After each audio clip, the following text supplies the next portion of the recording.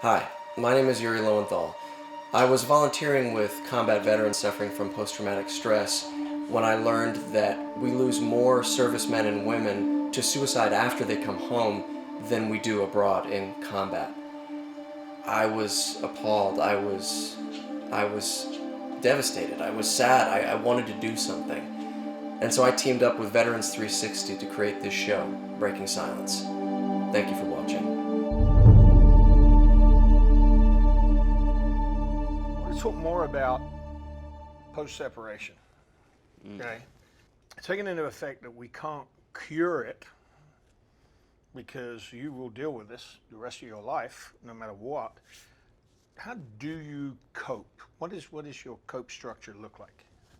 Tor, come on, I know you're chomping at the bit. How do you cope? From what I've learned and the nature of what happens physically with us, I have to have ways to alleviate my stress properly. So one of the biggest things is the spiritual component. You know, I've made peace with God. I kind of felt like I had to because of the killing that we did. Also, you know, physiologically, what goes on in the body with PTSD, you have to have ways of effectively getting rid of all the cortisol or releasing dopamine. So I work out a lot. Like I train with professional fighters at Dan Henderson's gym, and I'm always finding ways to release the feel-good chemicals in me through working out. And then the mental aspect, I've seen a really good therapist that made me face the demons I was running away from, but come up with my own answers to bring closure to it.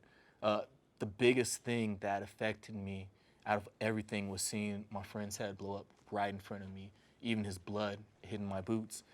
And it affected me because how do you make sense of that situation?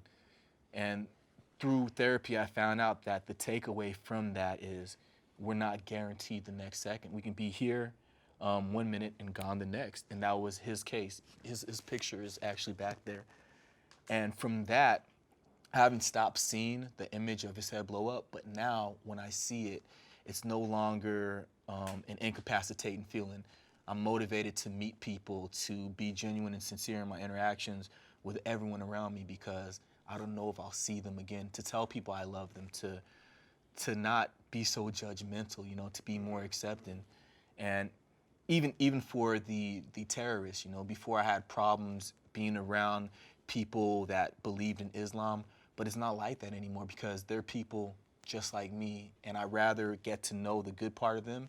I still have a plan to get rid of anybody that's a terrorist, but that's not at the forefront of my mind. Connecting and building genuine relationships are. Yeah, for civilians who are watching this, just let you guys know, it's just, you know, all these guys, including myself, when we remember stuff as if it was yesterday. And this is like 10 years later, you know, and not much people experience stuff that they could just remember right off the bat. Names, specific patrols, just specifics in general. And when they could talk, especially when we could talk to somebody who knows those same specifics, it's just more of a comfort factor for me. How do you cope, Reed? I just think, like I said before, it's just the brotherhood, just being with my Marine Corps brothers and helping other like devil dogs and stuff like that. I think that in turn helps me. You know, I think just by helping another veteran, I don't care if you're Army, Navy, or Air Force. If I can help you, it makes me feel better. I think helping people. Oh, same thing with me is like helping other veterans though. That helps me cope with the PTS. Just what do you call it? Being a family man also. After my return in September 2004, when I got back from Iraq, I noticed I was having a lot of anger issues and outbursts, and so my wife now, my girlfriend at the time, noticed that I was having these issues, and she was saying, "Hey, you might want to go see some help." And so talking about it really just got everything off my chest, everything that was just bottled up. And because she said that, I was able to open up to her as well, because she went with me to every single session, and I'm in the position where I was able to speak to other veterans or other people who had been in the same situation, and so that's what I did. Being a guy to raise my son, to be a good husband, helps me to cope with it. To know that like these are the things that my brothers who lost their lives would not be able to do.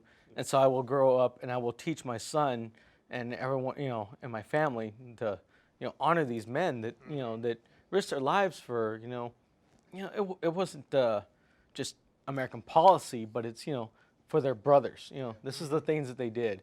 And, I'm gonna raise them to know that, hey, this is the kind of men that, that fought for us, that wanted to make a better life for, the world, not just for America, but for the world, And that's why to me, that helps me cope. Yeah. To raise my son to be that way, to be, a good patriot.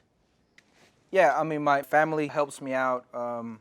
There's so many times where I was in Iraq where I was very, very close of not making it back. And just being back here, being alive, and having the opportunity to just move on. Now, I have 2 beautiful daughters. I have a, 7-month-old son. My lovely wife, she's been with me for, since I got back from Iraq. My parents, my sister, my family. Just really helped me not dwell on the things that really don't matter in life. I mean, we're so quick to stress ourselves out over stuff that we can't control, things that really don't matter. And in that aspect, I'm very calm because I've been through hell and back, being overseas, seeing what I saw, did what I did, to come home and get in a fight with my wife over some stupid shit, or being upset at my kids for something that really means nothing, And It helps put it in perspective. it's just why am I gonna sit here and waste away the time over stupid stuff that really doesn't matter, when I can, enjoy my family, enjoy my brothers, call them, talk to them, and family and my brothers. So I think as we move this process forward, having people like you kind of validate what needs to be done. And validate might be a strong word, but I've been around you a lot. Brotherhood is be all end all. Okay? Talking about it, critical. Some of you have taken medication, but generally not the first option of choice. Family, health and wellness, service, continued service, volunteering, talking to fellow veterans. These are all common denominators that absolutely flow to those other demographics. And that's what I'd love to see us as we expand this series, to get couches like this with every demographic who struggle with PTS, so that civilians understand and the media understands.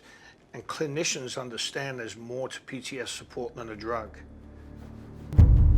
I'd like to thank the magnificent bastards of Ramadi for their bravery in talking about coping with post-traumatic stress. And I would like to encourage anybody watching to reach out to those you feel are suffering, or if you yourself are suffering, to contact us. Some of the information that we have below. Contact Vets 360. There are people out there willing to help you. It's tough, but it's the bravest thing you can do.